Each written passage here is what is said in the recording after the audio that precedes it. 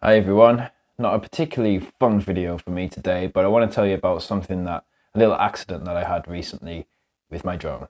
So my mum came up to Carlisle and had been staying with me for the last week. So one day, me, my mum and my uncle went across to the Lake District, just went to Keswick, and we stopped off at a place called Ashness Bridge, which is a very popular spot in the Lake District. It's just a famous sort of stone bridge.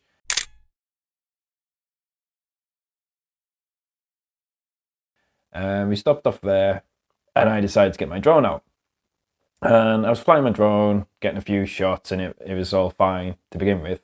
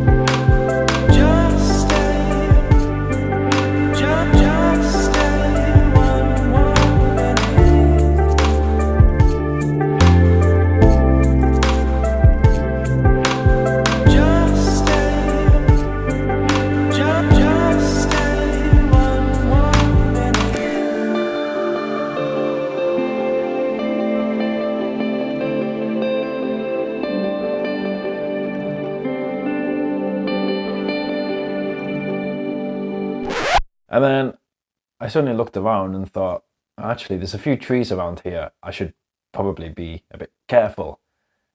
But stupidly, despite thinking I should be careful, I then flicked my drone into sport mode, which makes it go a lot quicker. And I was bringing the drone back close to where I was, and I just flicked the joystick, just gave it just a little flick. And where it would usually sort of move forward like that as you move the joystick, and then once you stop moving the joystick, it would level off and then pretty much stop. In this case, I let go of the joystick and it just carried on going and going and going, and it went way further than I would have expected, and it ended up in the branches of some nearby trees.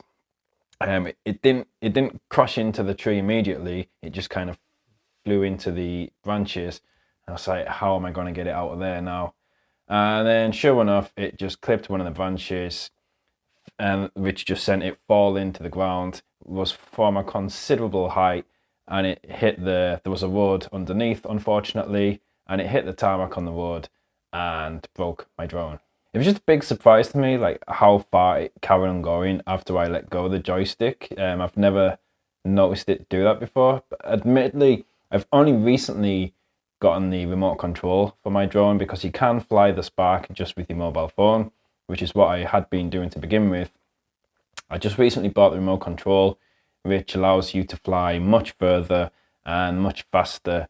So I probably just hadn't got used to the speed it goes with the remote control.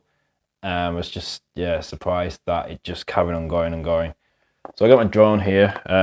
I'll show you what the damage is.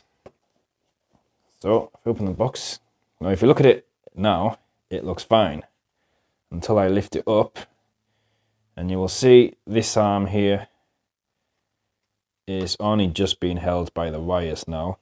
So that's snapped off. Got to be careful. And then also the camera has also broken off, and it's just connected just purely by the wire at the moment. I think it is repairable. Basically the camera's just sort of broke off. That bit there has just snapped and broken. So I'm hoping and I'm thinking it will be repairable. Okay, let me just carefully put this away. So anyway, I looked online to see what I could do and saw that there's a shop in London that's DJI approved and they repair drones. So I'm going to take it there. So I've came down to London. I'm going to stay in London for a week, visit friends and take some photos and things as well. But one of the reasons why I've came down here is because I want to take it to this shop to see if I can hopefully get it fixed. So that's what I'm going to do now. I'm going to take it there and fingers crossed and hope for the best.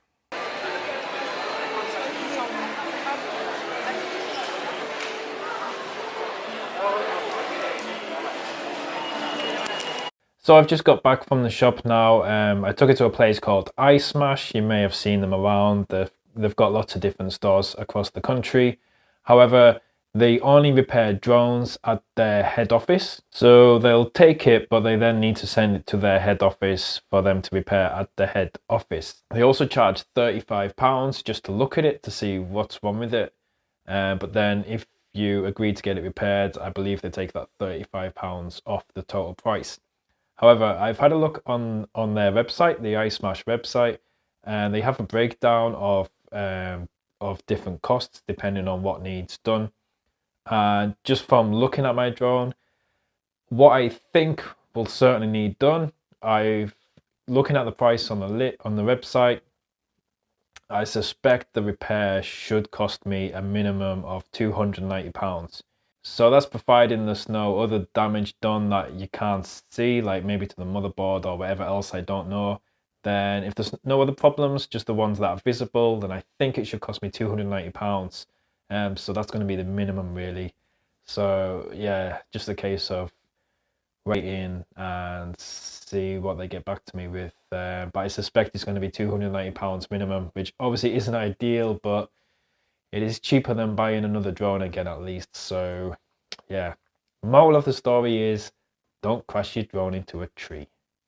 But yeah, I was hoping to have more of a conclusion for this video, but unfortunately I'm just going to have to wait and see what happens. So that's about it for this video really. So I'm sorry it hasn't been a particularly exciting video, but it's just something I thought I should share and update you with. So yeah, sorry it's not been the best video, but there can all be northern lights in Norway. And I am in London now, so for the rest of my time in London I will be getting out and exploring more and taking photos and things. So there should be some more interesting photos coming from photos. There should be some more interesting videos coming from London at least. So do keep watching.